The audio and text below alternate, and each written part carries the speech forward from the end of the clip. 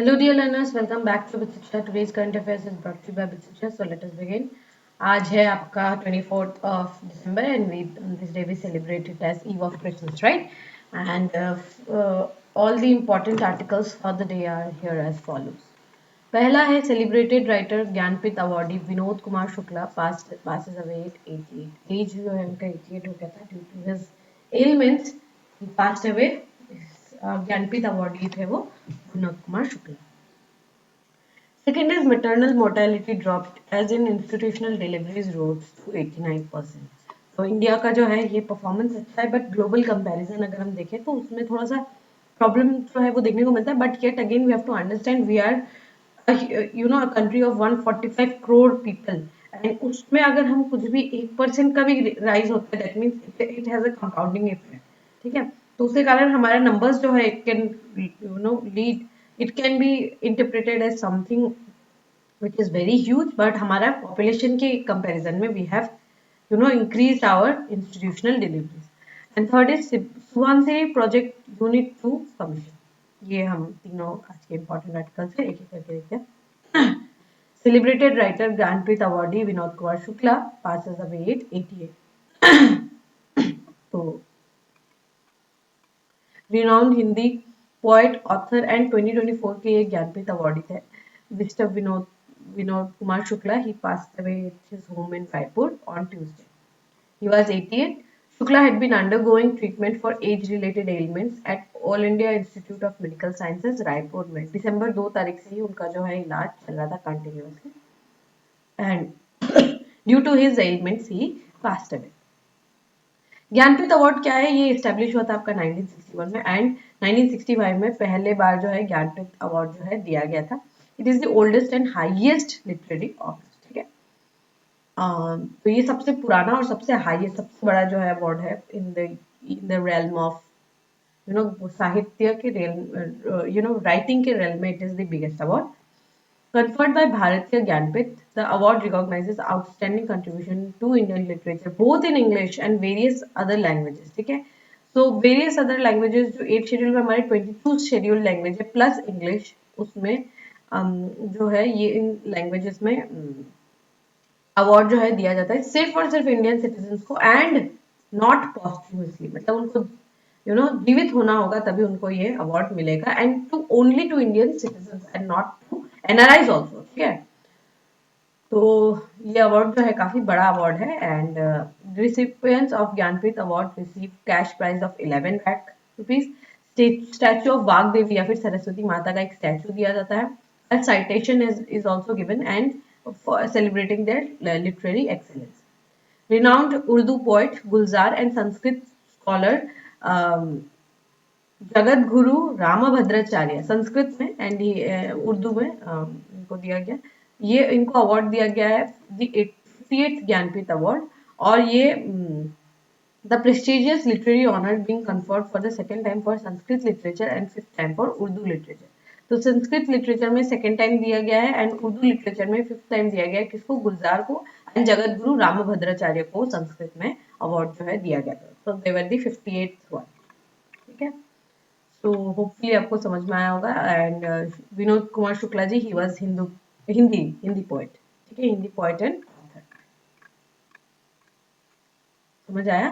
Second is maternal mortality rate drops as institutional deliveries rose to 89%. ठीक है, सो institutional deliveries जो है वो क्या होता है? जब आप जाते हैं आप अपना चेकअप वगैरह पूरा करवाते हैं first trimester second trimester third trimester सारा आप अपना करवाते हैं चेकअप वगैरह एंड देन आप जो है फिर आपका डिलीवरी जो है वो आपका हॉस्पिटल में होता है एंड देन आप जो है एंड देन अगेन फिर आप जो है जितने भी इंजेक्शन वगैरह वो सारा आप जब लेते हैं तो ये कंप्लीट साइकिल बनता है. उसको हम इंस्टीट्यूशनल डिलीवरी कहते हैं. ठीक है, सो इंस्टीट्यूशनल डिलीवरी जो है ये इंक्रीज हुआ है 89%. अगर आप 1991 से कंपेयर करें 2021 में तो एक बहुत बड़ा ह्यूज शिफ्ट और एक ह्यूज राइज देखने को मिला है. In fact in the early 2000s also ना व्हेन जब हम लोग when our parents were there, so many of them usually they used to go for institutional deliveries. Why? Because it was easy, cheap, right? Easy था, cheap था, घर में हो जाता था, एंड हॉस्पिटल्स भी बहुत दूर हुआ करते थे। ये सारे कारण थे जिसके कारण लोग जो है घर में डिलीवर करना, जो दाई माँ होती है वो डिलीवर करते थे या कोई एक नर्स होती थी, तो उसमें क्या होता था, 50 to 70% चांसेस होता था कि बच्चा का जो है डेथ हो जाता है, क्योंकि एक्सपर्ट नहीं है, है ना। तो उसके कारण जो है डेथ होना बहुत कॉमन था उस जमाने में। बट अब जो है इंस्टीट्यूशनल डिलीवरी जो है इंक्रीज होके 89% हुआ है, ठीक है। Union health minister JP Nadda on Tuesday that country's institutional delivery rate has gone up to 89%, leading to a significant reduction of maternal mortality rate. So maternal mortality rate क्या होता है, जिस जब डिलीवरी के दौरान माँ जब उनका डेथ हो जाता है उसको हम मैटरनल मॉर्टिलिटी रेट कहते हैं, ठीक है। मातृत्व के समय पे जब डेथ हो जाता है उसको हम मैटरनल मॉर्टिलिटी रेट होता है कहते हैं। तो इंस्टीट्यूशनल डिलीवरी जितना इंक्रीज होगा उतना ही रिड्यूस होगा मैटरनल मॉर्टिलिटी रेट, ठीक है। सो सिग्निफिकेंट रिडक्शन हो जाता है एमएमआर का, क्योंकि इंस्टीट्यूशनल डिलीवरीज इंक्रीज हुआ है। In 2023, a record 19,000 maternal deaths, accounting for 7.2% of global mortality, maternal mortality, making it second largest contributor, ठीक है। तो इंडिया में 19,000 maternal deaths हुआ है इस 2023 में, जो कि 7.2% है पूरे ग्लोबल मैटरनल मोर्टेलिटी का, और इंडिया जो है सेकेंड लार्जेस्ट कॉन्ट्रीब्यूटर है, ठीक है। So India was followed by democratic Republic of Congo जहां पे 7.2% डेथ है, also at 7.2% death. Pakistan 4.1% death. Despite India's made strong progress, the maternal mortality rate falling from 384 to 2000 in 2103 in 2020 and further down to 80 in 2020. 86% drop हमें देखने को मिला है 1990 से। तो आप अगर आप देखिए 2000 का दशक था जब 384 डेथ्स हुए थे, 2020 का वो दशक था जब 83 डेथ्स हुए, और 2023 का वो साल है जब 20 सिर्फ 80 डेथ्स हुए हैं, ठीक है। और 86% ड्रॉप देखने को मिला है हमें 1990 से, और जो ग्लोबल एवरेज डिक्लाइन है ना ऑफ 48%, उससे भी हम सरपास कर चुके हैं। ग्लोबल एवरेज इज 48%, इंडिया का एवरेज कितना है, डिक्लाइन कितना है, 86%। तो डबल हम लोगों ने काम जो है यहाँ पर किया है, ठीक है। जो absolute number of maternal mortality rate है दैट इज 80 पर 1 लाख लाइव बर्थ। तो 1 लाख जो लाइव बर्थ है उसमें ओनली 80 जो है उनका डेथ हुआ है, जो 7 उसको। लेकिन अगर आप पूरे इंडिया के पॉपुलेशन में देखें तो इट इज 7.2, ठीक है। लेकिन अभी भी क्या है, कोई भी यहाँ पे खुश होने वाली बात यहाँ पे उतनी बड़ी है नहीं, क्योंकि अभी भी बहुत ज्यादा गैप है मैटरनल हेल्थ केयर क्वालिटी में। अगर एक्सेस है तो क्वालिटी में दिक्कत है, ठीक है। अनफेयर कंपैरिजन भी होता है, जो मिनिस्ट्री ने कहा है कि 145 करोड़ इंडियन पॉपुलेशन है, नाइजीरिया का 23% है। तो उनका नंबर जो जब आप नंबर को मैच करेंगे, जब एडजस्ट करेंगे पॉपुलेशन साइज में, तो कभी कभी वो नंबर जो है मिसरिप्रेजेंटेड हमें देखने को मिल सकता है। लेकिन येट प्रोग्रेस अच्छा है, लेकिन it is not enough to meet the SDG 3.1 target, ठीक है। एसडीजी 3.3 जो है क्या टॉक करता है, talks about health, right, good health. तो ये उसको टारगेट को रीच करने के लिए इट इज नॉट इनफ, ठीक है। इट इज इंडिया का मैटरनल मोर्टिलिटी रेट जो है 6.3% से डिक्लाइन हुआ है, जो हायर है एवरेज अगर आप ग्लोबल एवरेज से देखें, लेकिन अभी भी ये it is not fast enough to reach the SDG 3.1 का टारगेट।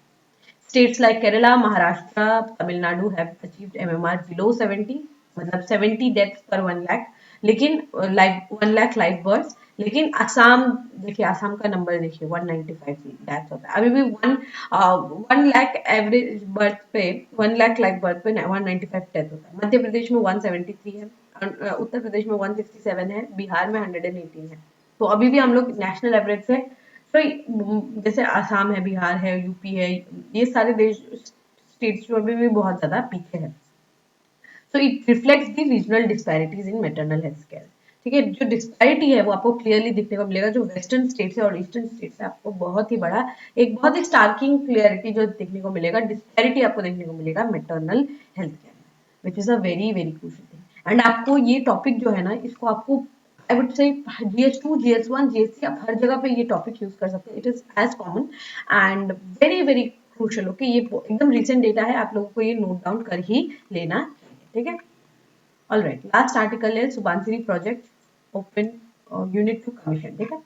तो सुबनसिरी का जो प्रोजेक्ट है लोअर हाइड्रो इलेक्ट्रिक प्रोजेक्ट जो है ये उसका सेकेंड यूनिट जो है उसको भी कमीशन कर दिया गया। So Union Power Housing and Urban Affairs Minister Manohar Lal inaugurated unit two जो है सुबनसिरी प्रोजेक्ट का, ये ऑपरेशनलाइज हो गया है, जो कि 2000 मेगावाट जो है Subansiri lower hydro electric project का जो यूनिट टू है उसको वर्चुअली इनॉग्रेट किया फ्रॉम न्यू दिल्ली, ठीक है। He described commissioning as a major milestone in India's clean energy journey, strengthening national grid and supporting country's net zero goals. ठीक है, हमारा जो net zero का जो goals है ना उसको भी ये support करता है, strength करता है हमारे national grids को, ठीक है। Senior official from Ministry of Power and NHPC highlighted that the project will significantly enhance power supply and in the northeast and play a key role in renewable energy transition. तो ये तो obviously important बात रहेगा कि clean energy transition and northeast में जो electricity का जो आपको एक वो देखने को मिलेगा कि हम लोग क्या हमेशा माइनस में रहते हैं, ठीक है। हमें खरीदते हैं, इनफैक्ट हम भूटान से खरीदते हैं, बाकी जगहों से खरीदते हैं इलेक्ट्रिसिटी, तो हम एक नेगेटिव में चलते हैं, तो वो भी कहीं ना कहीं पॉजिटिव में जाने की तरफ आगे बढ़ेगा, ठीक है। एंड असम के केसेस में we have lower hydro electric project at Kopili river also, right.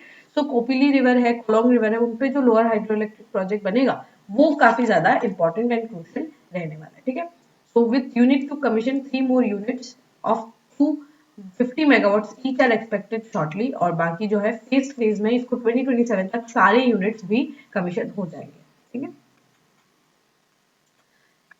India's largest hydro power project, Lower Subansiri project, consists of 8 units of 250 megawatts each.